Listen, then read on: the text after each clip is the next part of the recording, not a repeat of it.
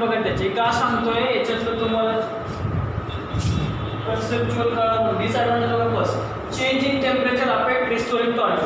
जर temperature change झालं तर ते अफेक्ट करतं, पण कोणाला? रिस्टोरिंग टॉर्क्यूला, डिफ्लेक्टिंग टॉर्क्यूला नाही. याची व्हॅल्यू कधीच बदलणार नाही.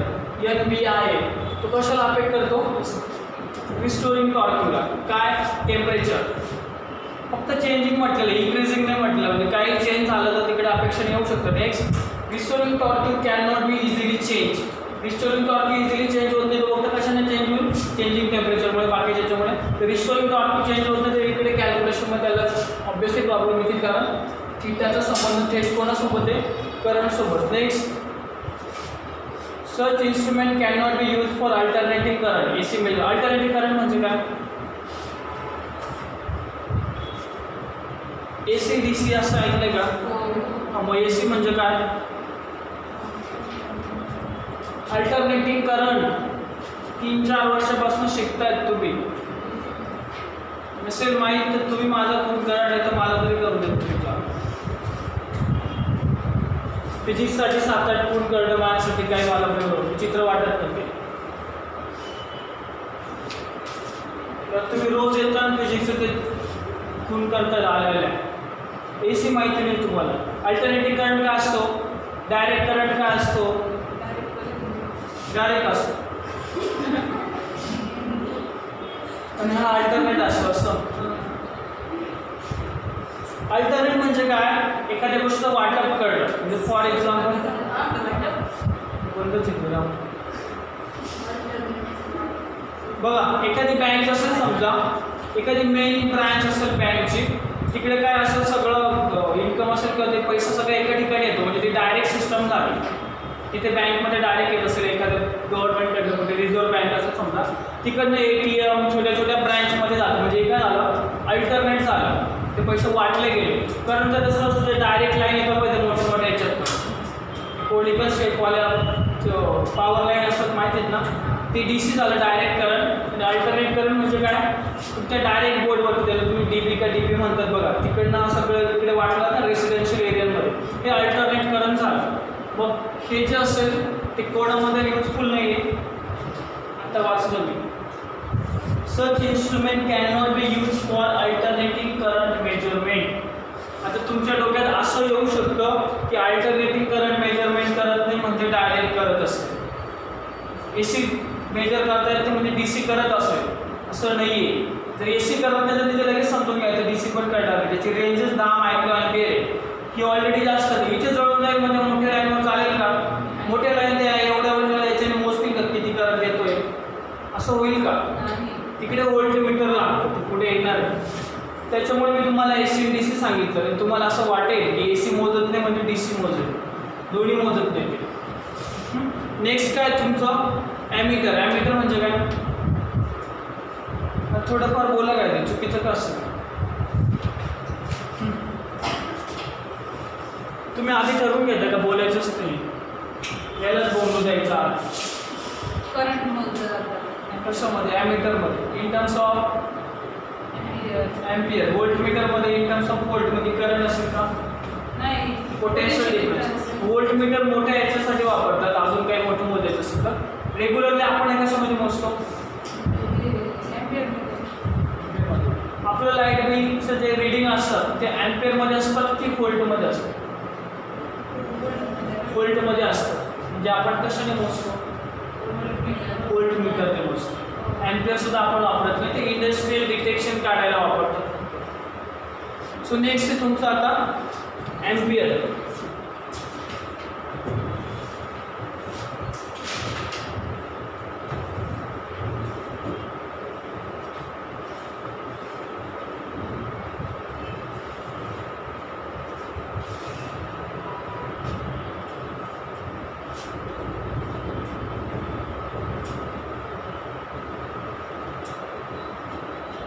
अँपियर मध्ये तुम्हाला एक शब्द येतो का? शंट रेझिस्टन्स म्हणजे काय? ॲमीटर नसेल. शंट म्हणजे काय? ॲमीटर मध्ये असं असतं बघा,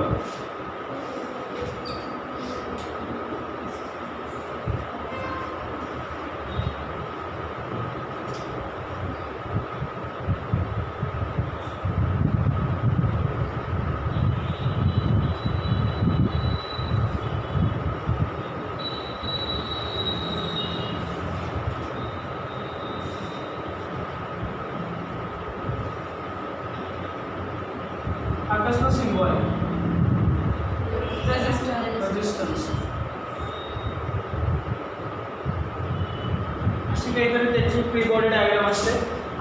यस म्हणजे शंट रेजिस्टन्स म्हणजे काय सांगत असतं तुमचं 100% झालं नाही याच्यात. इव्हन तो हे चॅप्टर आता रिपीट पण झालेलं आहे तुमचं याच्यामध्ये तरी तुम्हाला शंट रेजिस्टन्स माहिती नाही.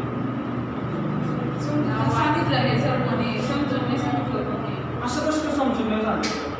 असं शक्यच नाही. काय प्रॉब्लेम डायरेक्ट जरी घेतलं तिकडे शब्द येतात ना. बरं शंट रेजिस्टन्स म्हणजे काय ऐकून काय पर्यायी व्यवस्था असते. कधी कधी आपल्या इकडे बघा ते मोठे मोठे धार्मिक स्थळ असतात बघा मंदिरं वगैरे असे तिकडे काय असतं समजा ते पंढरपूर असतं तिकडे काय होतं खूप जास्त गर्दी होतं. त्यांनी काय केलं होतं केलेलं आहे आता खूप जास्त गर्दी झाल्यामुळे ते लोकांमध्ये चेंगराचेंगरी असं काहीतरी होतं. मग ते काय करतात त्या मंदिराच्या आधीपर्यंत ते रांगा जातात. तिथे खूप मोठी बिल्डिंग बनवलेली खूप म्हणजे खूप मोठी 8, 9, 10 काहीतरी मजले असतील. तिचा एरिया पण खूप मोठा आहे म्हणजे साधारणतः जर पकडला 1 किलोमीटरचा एवढा तिने 1 स्क्वेअर किलोमीटरमध्ये असेल 1 स्क्वेअर किलोमीटरमध्ये. ते काय करतात त्या रांगा त्या बिल्डिंगमधून फिरवतात पूर्ण असं बिल्डिंग फिरून यायचं मग परत उतरायचं अजून असं आणि मग तिकडे जायचं. असं केल्याने काय होतं असं का केलं सर्व लोकांना का नाही जावं? गर्दी पण जाते ना गर्दी कमी होती किंवा गर्दीला कंट्रोल करतात की जास्त गर्दी आता ते मेंटेन करू शकतात. बरोबर ना कळतंय का? गर्दी कमी किंवा जास्त गर्दी त्यांना मेंटेन करायची असतं त्याच्यामुळे त्यांनी तसं केलेलं असतं. त्याला शंट सिस्टम असतं. शंट सिस्टम म्हणतात म्हणजे काय पर्यायी व्यवस्था. मग इकडे पण तसं असतं याच्यामध्ये काय मूविंग कॉईल गॅल्व्हनोमीटरमध्ये काय असेल त्याची रेंज खूप कमी आहे. मग इकडे जास्त करंट पण होत आहे डायरेक्ट इकडे लावायचं असं समजा आता इकडे लावू शकता तुम्ही ॲमीटर तिकडे रिडिंग तुमच्या परफेक्ट येण्याची शक्यता खूप कमी. आता ॲमीटरमध्ये करंट जास्त येणार आहे MCGमध्ये तेवढं होल्ड करणार आहे. त्यांनी काय केलं एक शंट रेजिस्टन्स लावलं. रेजिस्टन्स म्हणजे काय आता हे तरी माहिती असेल काय अडथळा येतो. रजिस्ट शब्दाचा अर्थच काय होता अपोज करणे बरोबर. रेजिस्टन्स म्हणजे अपोजिशन ऑफ फ्लो ऑफ करंटला ते अपोज करतं. पण कधी कधी रेजिस्टन्सचा उपयोग पोटेन्शियल डिफरन्स म्हणून पण करतात. फॉर एक्झाम्पल इकडे स्विच ऑन केला तिकडे जरी 16 वॅटचा किंवा वोल्टचा बल्ब असेल किंवा ही ट्यूब असेल पण मध्ये जर 2-3 वोल्टचा रेजिस्टन्स ओममध्ये असं समजतो तर त्याला पण करंट लागेल ना तेवढं करंट कॅन्सल करतो माहिती का. R इक्वल टू काय असतं हां B/I का I/B? B/I असतं ना. याचा अर्थ असा होतो करंट जर वाढलं तर रेजिस्टन्स कमी होतं. तर करंट कमी असेल तर ऑलरेडी पण हे दोघे हा वाढला तर हा पण वाढतो किंवा हा वाढला तर हा पण वाढतो ना. म्हणजेच काय R directly proportional to V म्हणजे पोटेन्शियल डिफरन्स आहे ना. पोटेन्शियल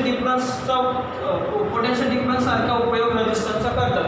ते लावल्यामुळे झालं काय थोडीशी गर्दी किंवा जे करंट असेल तिकडे ॲडजस्ट होत असेल थोड्या वेळासाठी का असेल. त्याच्यामुळे झालं काय इकडे अचानक लोड येणार नाही आणि सिस्टम रेग्युलरली जनरेट होईल. आलं का थोडंफार ते जसं त्या मंदिरमध्ये केलेलं आहे तसं तिकडे सिस्टम असते. आता झालं असं इकडनं जो I येतो तो 2 गोष्टींमध्ये वाटला जातो कुठे गॅल्व्हनोमीटरमध्ये आणि आता शंटमध्ये. म्हणजेच काय याच्यामध्ये जो करंट आहे गॅल्व्हनोमीटरमध्ये तो काय IG आणि याच्यामध्ये काय IS. मग टोटल I काय असेल IG प्लस IS. समजा मला in terms of IS equation लिहायचं असेल तर काय I मायनस IG. मी तुम्हाला आधीच बोललो की असं रेजिस्टन्स लावणं म्हणजे एक प्रकारे पोटेन्शियल डिफरन्स असते बरोबर.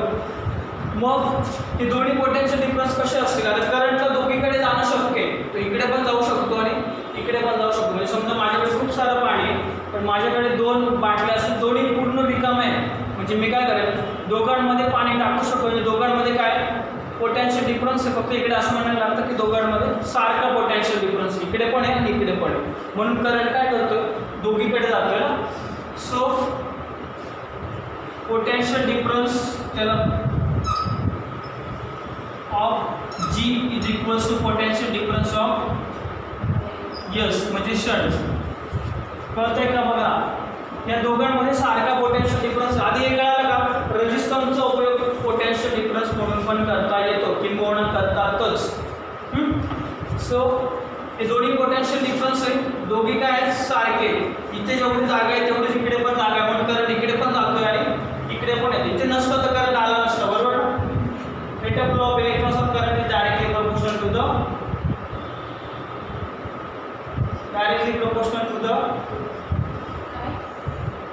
rate of flow of electron or current is directly proportional to the सात आठ वेळा बोललो असं मग काढायचं potential difference across the conductor, बरोबर.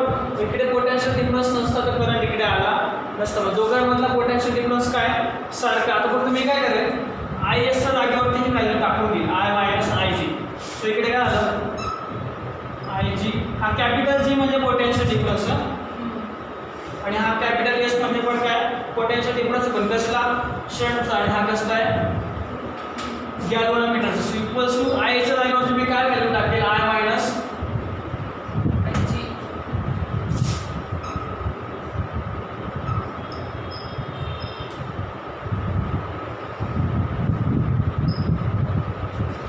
समजते का बघा थोडंफार.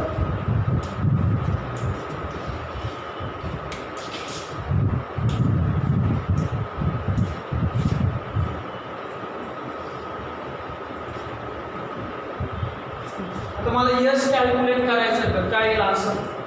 यस म्हणजे शंट. हां yes is equals to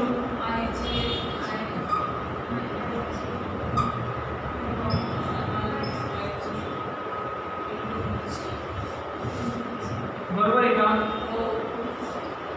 shunt resistance किती लावायचा एवढं लावायचं, ते इक्वेशन झालं त्याचं. इकडे म्हणजे शब्द असेल तर विचारा. मला माहिती आहे तुम्हाला डायरेक्ट रेझिस्टन्स करंट पहिले ते जात किंवा पोटेन्शियल डिफरन्स अजून एक एक एक नवीन नवीन गोष्ट ते तुम्हाला ॲज्युम करायला मी तुम्हाला दाखवू नाही शकत. हा रेझिस्टन्स आहे, हा करंट असा आला, ते दाखवू शकते. ते तुम्हाला विचार करणं कठीण जातं. तुम्ही जसं कधी पाहिलेलं पण नसतं, मी नाही पाहिलेलं आहे, पण मग इमॅजिनेशन पाहिजे. थोडं इमॅजिन करायला शिका फिजिक्समध्ये. हां असं झालं असेल, अच्छा तसं असेल. तुम्हाला दाखवता येणारच नाही. मी कसं काय दाखवतो तुम्हाला करंट आला असं आला करंट इथे रेझिस्टन्स लावला असं शक्यच नाही. की इथे पोटेन्शियल डिफरन्स हा बघा म्हणून हा इकडे चालला तिकडे जात नाही आहे असं दाखवलं पाहिजे. पण तसं कसं काय दाखवलं त्याच्यामध्ये असं शिकवायला लागेल ना. So S is equals to I G upon I minus I G into G. हे झालं तुमचं शर्ट. इकडे मध्ये काय शंका असेल तर विचार पटकन. आता याच्यामध्ये तुम्हाला अजून कॅल्क्युलेट करायचं आहे आय जी काढायचं असेल तर काय इकडनं नका काढू.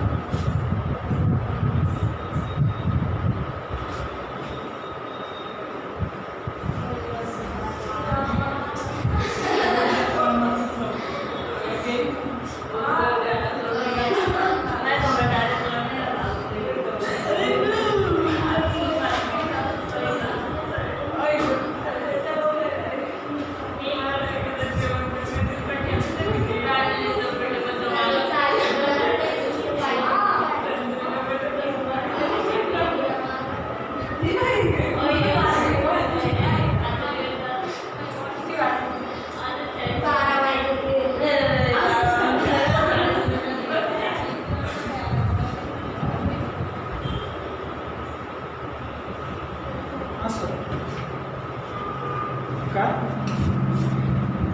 अर्धा तास लेक्चर होईल आता. मला ब्रेक झालाय.